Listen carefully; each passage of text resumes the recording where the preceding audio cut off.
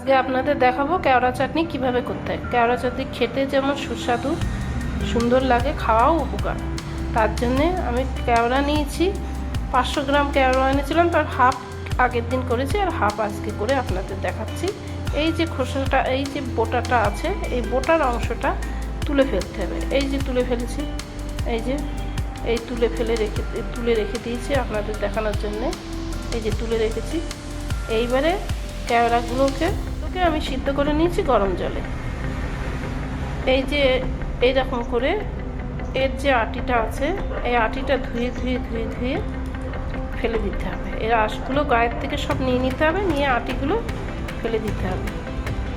আর এই যে আটিগুলো বের করে নিচ্ছি, বের করে নিয়ে এই ধুয়ে এর যে শ্বাসগুলো আছে সব বের করে নেব। এই যে বের করে নিচ্ছি, শ্বাসগুলো দেখুন এর গায়ে নেই।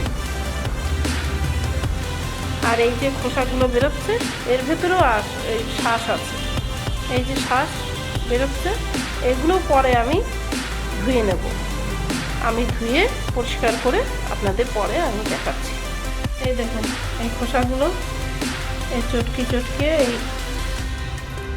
এর ভেতরে যে শ্বাসগুলো আছে বের করে নিচ্ছি। এই দেখুন, যে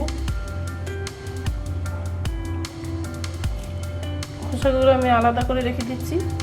এই দানাগুলো আমি আগেই তো দেখিয়েছি আমি ছাড়ানো, কীভাবে ছাড়াতে হয়। এইবারে এইগুলোকে আমি আরেকবার ধোবো, ধুয়ে আপনাদের আমি দেখাচ্ছি। পুরো এর ভেতর থেকে সব পরিষ্কার করে বের করে নেবো, নিয়ে দেখাচ্ছি। এই দেখুন, এই যে বের করে নিয়েছি সব, আর কিছু নেই এতে। এই যে বের করে নিয়েছি পরিষ্কার করে। আরেকটা কথা বলার ছিল, যখন সিদ্ধ করবেন অল্প সিদ্ধ করবেন, এই দানাগুলো যাতে এরকম ভেঙে না যায়, ভেঙে গেলেও কষ লাগবে। দানাগুলো যাতে আস্ত থাকে। এবারে আমি এটাকে তেলে, সর্ষের তেল দেবো কড়াই।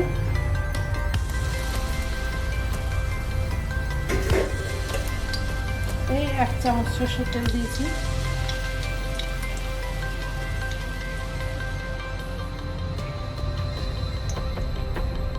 আর দেবো সর্ষে ফোড়ন।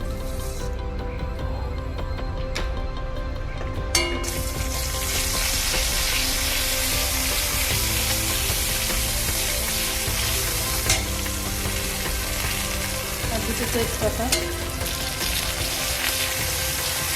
আপনারা চাইলে সাদা তেলও দিতে পারেন।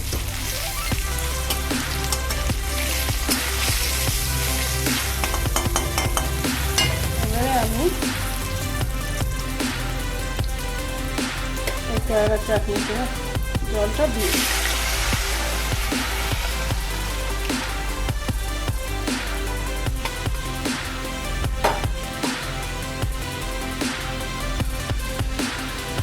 ফুটে ওঠার পরে আপনাদের দেখাচ্ছি, ফুটে উঠেছে কেওড়ার জলটা। এইবারে আমি এতে 1/2 চামচ লবণ দিয়ে দেবো, দিয়ে একটু নেড়ে নেব।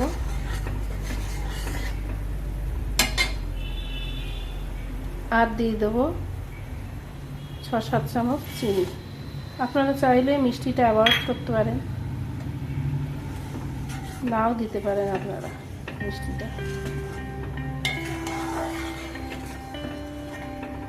হয়ে গেল আপনার কেওড়ার চাটনি। আমার এই রান্নাটা যদি আপনাদের ভালো লাগে তাহলে প্লিজ লাইক, শেয়ার, সাবস্ক্রাইব করতে ভুলবেন না। ধন্যবাদ।